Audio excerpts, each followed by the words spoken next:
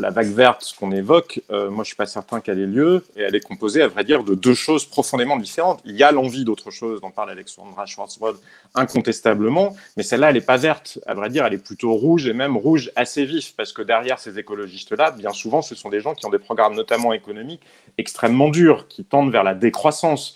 Et c'est d'ailleurs ce qui a poussé, dans un certain nombre de cas, la République En Marche à faire des choix d'alliance plutôt avec la droite, pour ne pas mettre en péril l'économie des villes en question. C'est ce qui a été avancé notamment à Lyon par Gérard Collomb. Donc il y a à la fois cette composante très rouge des écologistes, et puis il y a une composante qui peut-être est un peu plus verte, et qui est celle d'un vote de gens qui se réfugient dans ce vote-là, parce que plus rien ne les convaincant, celui qui incarne l'environnement, c'est celui qui incarne finalement le projet contre lequel personne ne peut véritablement être, parce que personne ne se dit « Ah bah tiens, j'aimerais vivre dans un environnement le plus pollué possible et le plus dommageable possible à la santé des habitants des villes ». Mais ce sont deux votes très différents, et c'est pour ça que je pense que ça ne se reflète pas au niveau national, parce que les écologistes au niveau local bénéficient de cet effet-là. Et on le voit d'ailleurs, les grandes villes où il y a toujours des personnalités socialistes en place et qui sont assez fortes, que ce soit à Nantes, à Rennes, par exemple, sont des villes qui vont rester vraisemblablement aux mains du Parti socialiste. Là où émergent les candidats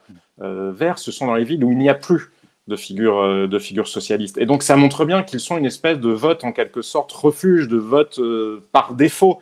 Alors, ce n'est pas le cas de tout, parce que, comme je vous le disais, il y a un cœur de militants qui est très présent. Mais au niveau national, les écologistes en bénéficient beaucoup moins, parce qu'il y a une grande ambiguïté sur la nature exacte de leur projet. Et au niveau national, les gens sont bien conscients que dire qu'on est pour l'environnement, c'est un projet que tout le monde peut partager. Dire qu'on est pour, je ne sais pas quoi, 28 heures de travail ou des mesures extrêmement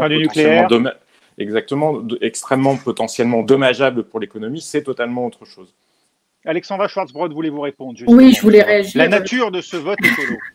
Je ne peux pas laisser dire ce qui vient d'être dit sur le fait que le vote vert reflète en faire un cœur rouge. Ça, excusez-moi, mais ça fait partie des éléments de langage que martèlent la droite. Pardon, les programmes des candidats en question ne sont pas des éléments de langage, pour le coup, ce sont eux qui ont une vision et ils l'assument.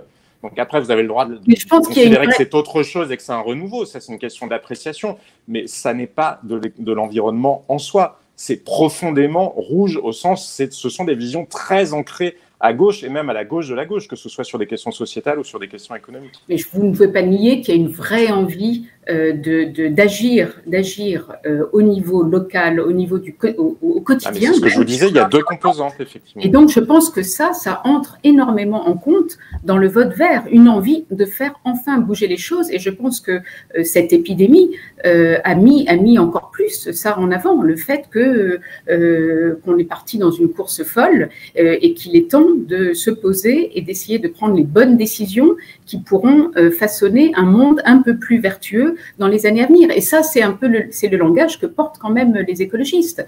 Alors, c'est un langage qui est éminemment contestable, parce que moi, je veux bien qu'on m'explique que la décroissance, c'est la solution pour éviter de futures pandémies. Je veux bien qu'on m'explique dans un retour de la pensée magique et archaïque, comme l'a dit Nicolas Hulot, comme l'ont soutenu d'autres gens, que c'est notre mode de développement qui a favorisé l'émergence de l'épidémie, comme s'il n'y avait pas eu des épidémies pendant toute l'histoire de l'humanité. Donc je trouve ça, à vrai dire, profondément absurde. Mais au-delà de ça, regardez uniquement la question des vaccins. S'il faut produire un vaccin pour l'ensemble, pour des milliards de personnes sur la planète, c'est pas en faisant de la décroissance que vous allez les produire, les vaccins. Et c'est pas non plus en renonçant à la mondialisation, parce que ça sera précisément uniquement dans un effort collectif qu'on pourra y arriver. Donc, vous avez le droit enfin, c'est éminemment respectable d'avoir une vision qui est celle du parti LV. D'ailleurs, je ne sais pas bien ce qu'elle est au final, puisqu'entre Yannick Jadot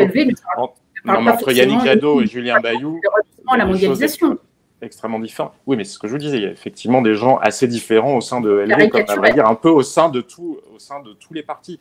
En revanche, je pense que les Français se rendent compte que ce qu'on leur vend facialement comme un projet pour l'environnement est aussi un projet qui, en fait, a une toute autre composante, que ce soit sur l'économie ou que ce soit sur les questions identitaires ou les questions sociétales.